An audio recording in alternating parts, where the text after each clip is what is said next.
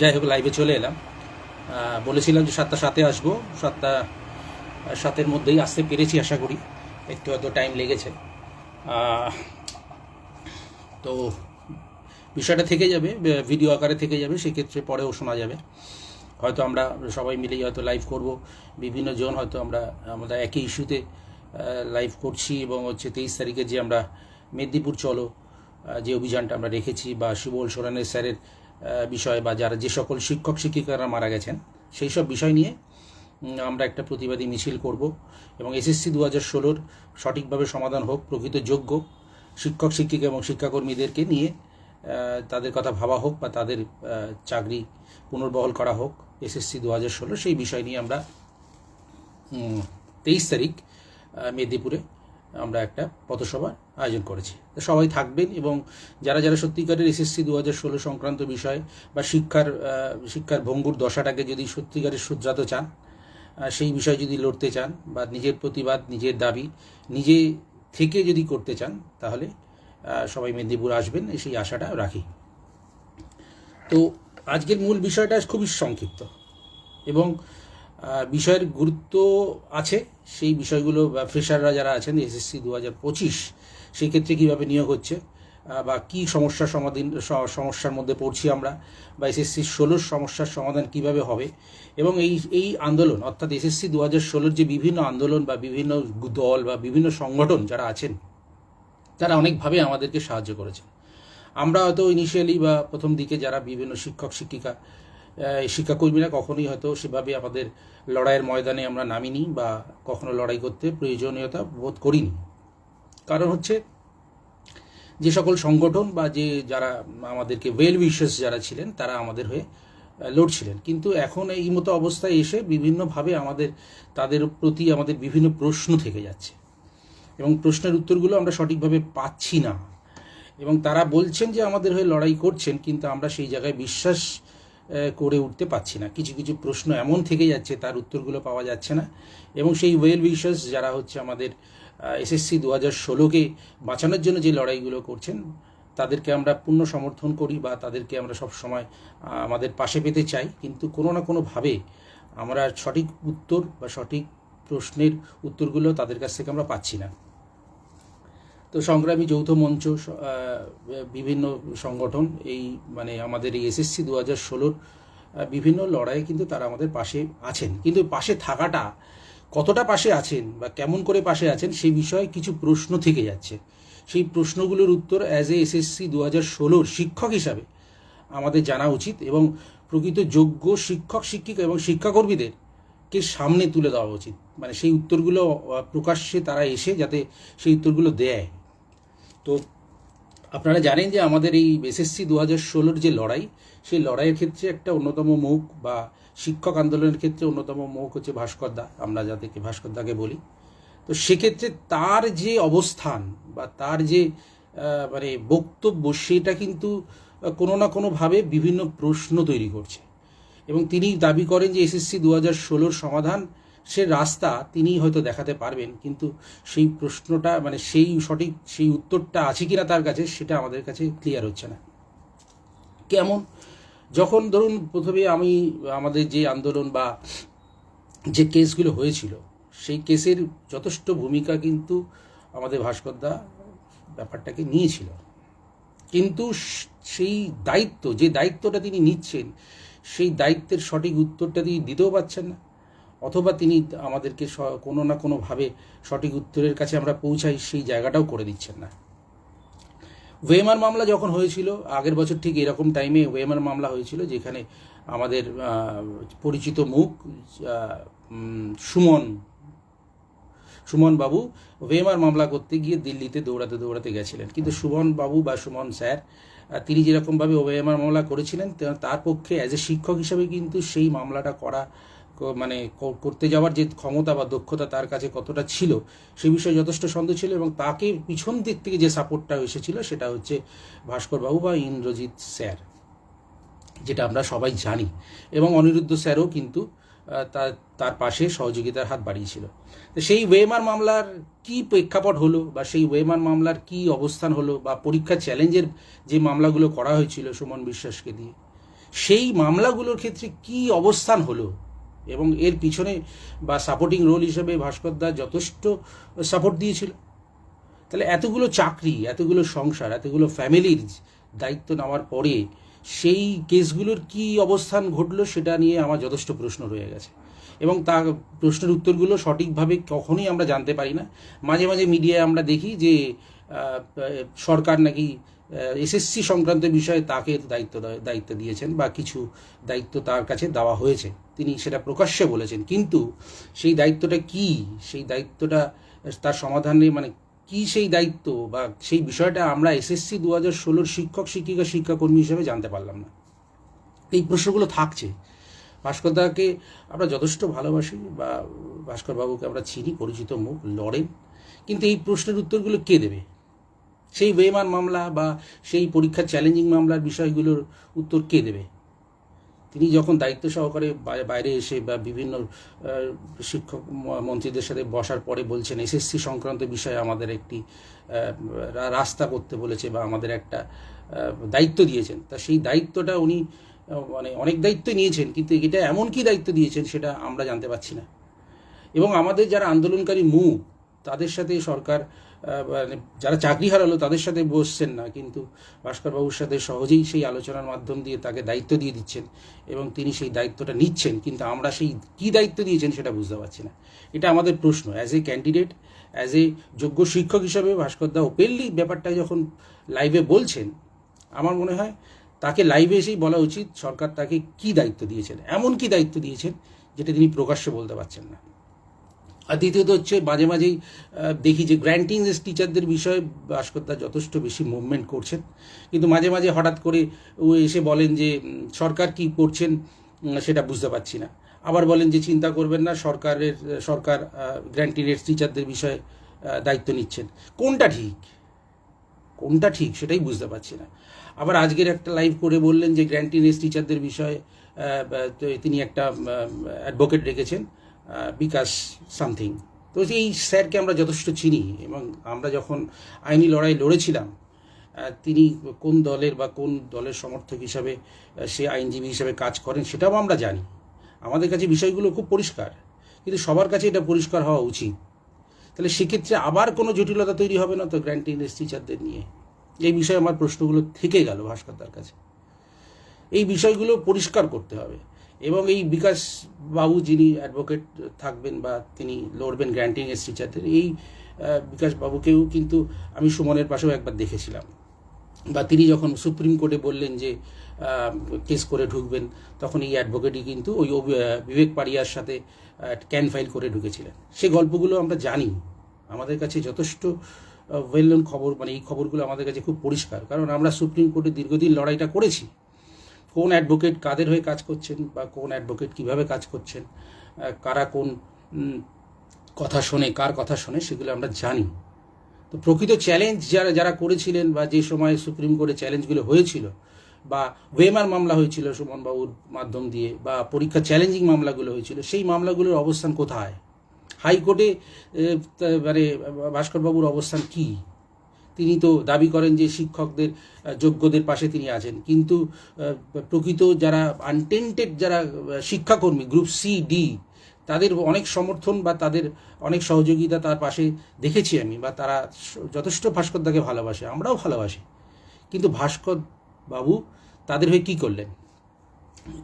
এই মুহূর্তে তারা তো দীর্ঘদিন 17 মাস ধরে স্যালারি পাচ্ছেন না, তো এবং এই সরকারের 100 দিনের মতন বয়স হয়ে গেল, কিন্তু ভাস্করদা এই মুহূর্তে দাঁড়িয়ে তাদের হয়ে কী করতে পারলেন বা কী করেছেন সেটা প্রকাশ্যে অন্তত বলুক। আমরা বিভিন্ন সময় আন্দোলন করি বা আমরা পথে নামি, আমরা বিভিন্নভাবে তাকে পাশে রাখার জন্য চেষ্টা করি বা তার কাছে রিকোয়েস্ট করি, কিন্তু তার অবস্থান কোথায়? মানে তার অবস্থানটা ক্লিয়ার করুক। তিনি বলছেন এসএসসি মামলার বিষয়ে তিনি সহযোগিতার হাত বাড়াচ্ছেন বা সরকার তাকে অনেক কিছু কাজ দিয়েছে, কিন্তু তিনি এই আন্দোলনগুলোর বা যেগুলো আমরা করছি সেখানে তার সমর্থন কোথায়? 7 তারিখের আন্দোলনের ক্ষেত্রে অনিরুদ্ধবাবু অবধি তিনি আমাদের পাশে এসে দাঁড়ালেন এবং তিনি ভাস্করবাবুর বিষয়েও তিনি কিছু প্রশ্ন রেখে গেলেন। তাহলে এই প্রশ্নগুলো আসছে কেন? এই বিষয়গুলো থাকছে, এই প্রশ্নগুলো আসার কারণটা কি? এই প্রশ্নগুলো আসবে কেন, বা এই প্রশ্নের উত্তরগুলো কে দেবে, বা কিভাবে আমরা পাবো, এই বিষয়টা আমাদের জানতে হবে। এবং আমরা যাদের উপরে ভরসা করে যাচ্ছি বা যাদের উপরে আমরা ভরসা করছি, সত্যিকারের কি মানে ভরসার মানে করার মতন সেই অবস্থা, বা তারা কি সত্যিকারের সেই জায়গাটা আছে, এই প্রশ্নগুলো থেকে যাচ্ছে বা এই প্রশ্নগুলো উঠছে, যে সত্যিকারে তাদেরকে ভরসা করে এত মানে 26,000 ফ্যামিলি হোক বা 19,000 ফ্যামিলি হোক, যোগ্য ফ্যামিলি, তারা এই সব শিক্ষকদের তাদের আন্দোলনে তাদের উপরে ভরসা করে লড়াইটা দেন। কিন্তু এই প্রশ্নের উত্তরগুলো তাহলে প্রকাশ্যেই দিতে হবে। 23 তারিখের আন্দোলনে ভাস্করবাবুর অবস্থান কি? তিনি এসএসসি 2016 শিক্ষক শিক্ষিকা শিক্ষাকর্মীদের পাশে সবসময় আছেন বলেন, কিন্তু এই আন্দোলনের পিছনে তার বক্তব্য কী? বা এই যে আমরা যে বিভিন্ন যে সংগঠন যেভাবে লড়াই করার চেষ্টা করছি, বা সরকার তাকে বিভিন্নভাবে বলছেন যে অনেক উপায় তাকে বলেছেন যে একটা মানে তাকে একটা দায়িত্ব দিয়েছেন, সেই দায়িত্বটা কি? এইগুলো কিন্তু বারবার এই প্রশ্নগুলো আসছে, এবং এই প্রশ্নগুলো যতবার আসবে সেক্ষেত্রে সমস্যা বাড়বে। মানে আমরা এভাবে কারোর উপরে হাল ছেড়ে দিয়ে বা এইভাবে আমরা কিন্তু আন্দোলন গড়ে তুলতে পারি না। আমাদের নিজেদের লড়াই নিজেদেরকে করতে হবে। এবং আমি ভাস্করদাকে খুব মানে অন্তর থেকে রিকোয়েস্ট করব, তিনি যেন তার অবস্থানটা ক্লিয়ার করেন। তিনি তার অবস্থানটা ক্লিয়ার করে এসএসসি 2016 শিক্ষক শিক্ষিকা শিক্ষাকর্মীদের পাশে কিভাবে আছেন পরিষ্কার বার্তা দিন। ধোঁয়াশার মধ্যে রাখবেন না, আজকের একটা কথা বলবেন, কালকে আর একটা কথা বলবেন, এবং মানুষ আপনাদেরকে ভরসা করে। আপনারা যথেষ্ট রাস্তার আন্দোলন অনেক দেখিয়েছেন বা অনেক করেছেন, সত্যিই তাই। কিন্তু আপনারা কিভাবে আমাদের পাশে আছেন, বা আপনাদের মাধ্যমে কোনো জটিল সমীকরণ তৈরি হচ্ছে না তো, এই প্রশ্নগুলো কিন্তু বারবার উঠে আসছে। এবং মানুষ যারা গ্রুপ সি ডি অনেকেই আপনাকে ভরসা করে। এই বিষয়গুলো সত্যি সত্যি আপনারা ক্লিয়ার করুন, বা আমরা বিভিন্নভাবে তাদেরকে আমন্ত্রণ করার চেষ্টা করি বা বলি যে স্যার আমাদের পাশে থাকুন, বা আমাদের লড়াইয়ে অংশগ্রহণ করুন, বা আমাদেরকে কিভাবে আপনি পাশে আছেন সেই বিষয়ে আমাদেরকে জানান। এবং যদি প্রয়োজন হয় এসএসসি 2016 সমাধানের জন্য যদি কমিটি ফরমেশন করতে হয়, একটা কমিটি ফরমেশন করুন। বিভিন্ন সংগঠন, বিভিন্ন দল, ছোট ছোট দল, সবাইকে নিয়ে একটা প্ল্যাটফর্ম বানান। একা একা এইভাবে চলে গেলেন, আপনি হয়তো সরকারের কাছের লোক হতেই পারেন, কিন্তু তার মানে এই নয় যে বাকি দলগুলো যারা নিজেদের চাকরির জন্য, যে চাকরি বাঁচানোর জন্য যে লড়াইটা করছেন, তারা ভুল লড়াই করছেন, বা আপনার লড়াইটাই সবসময় ঠিক, সেটাও নয়।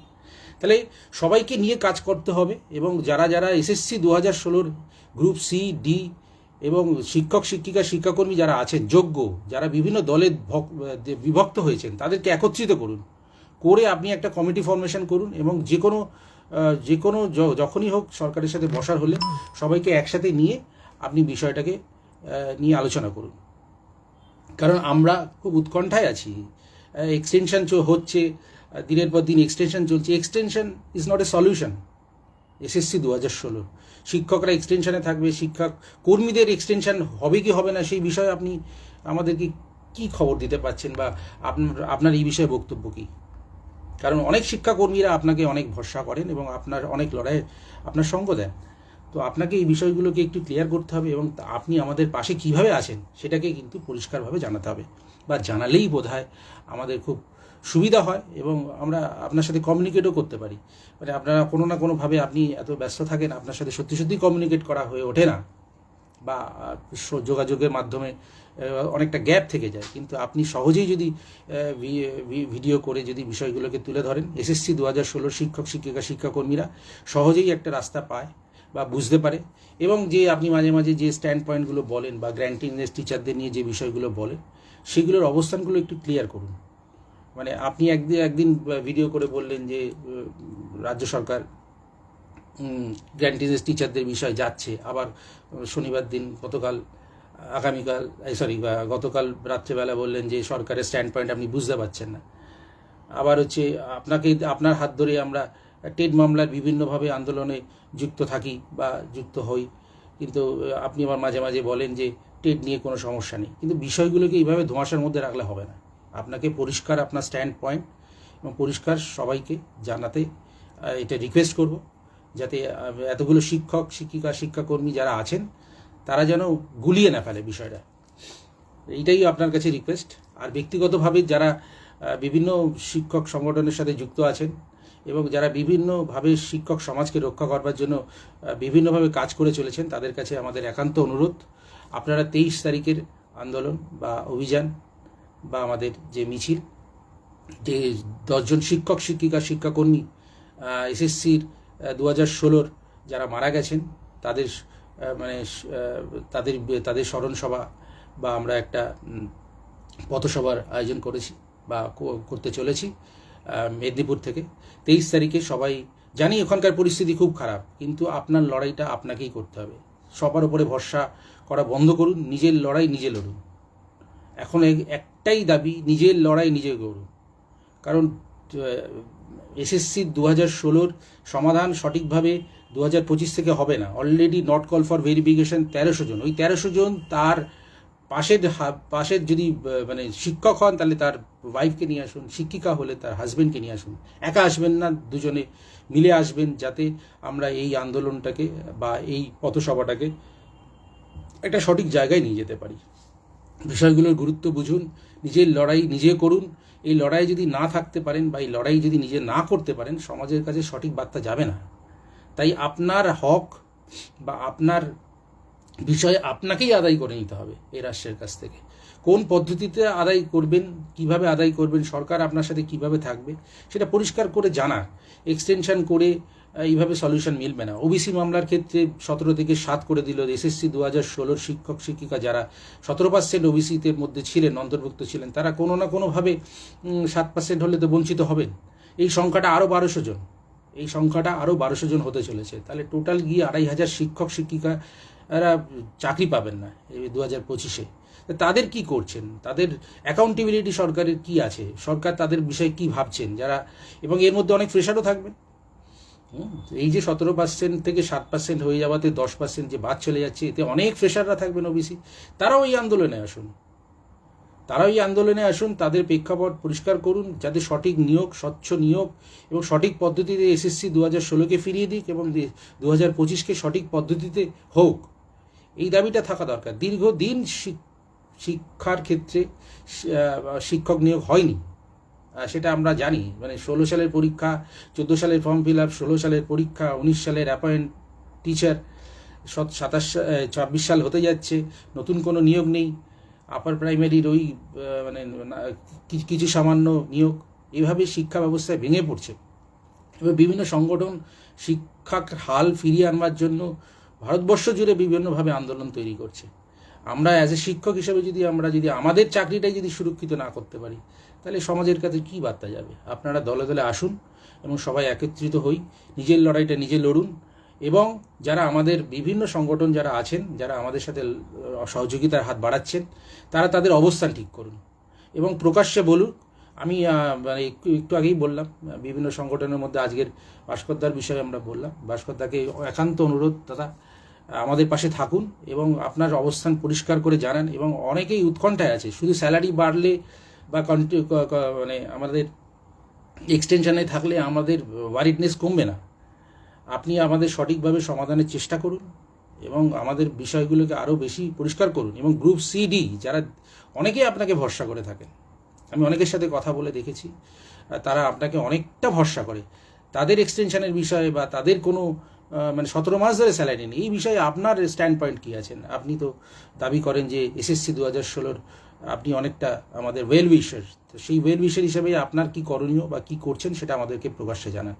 আর সবাই আসুন, 23 তারিখে আবার দেখা হচ্ছে, আমরা পথে নামছি এবং সবাই আসবেন সেই অনুরোধ রেখে আজকের লাইভটা শেষ করছি। আবার পারলে পরে একটা লাইভ করব। ধন্যবাদ।